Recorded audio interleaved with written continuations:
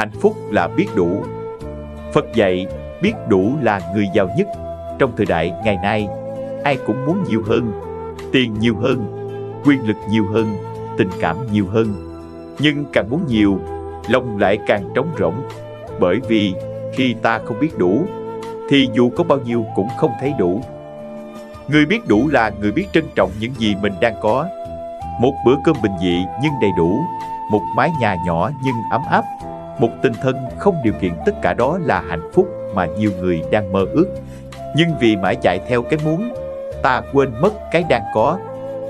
Biết đủ không có nghĩa là không cố gắng, mà là vừa sống tích cực, vừa giữ lòng biết ơn và hài lòng với hiện tại.